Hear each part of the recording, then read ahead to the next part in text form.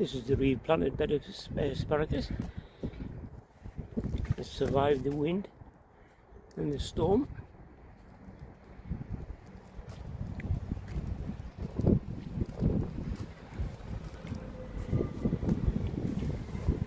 I've never seen a sphere as beautiful as that in my life. It's perfect. That was a UC 157.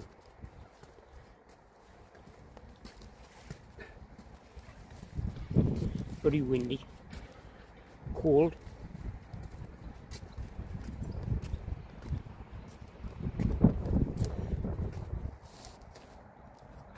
This bed's dead now.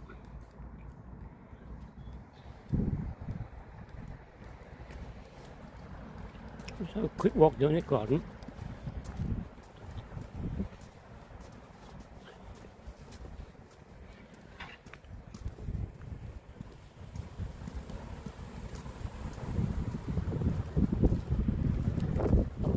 Finally managed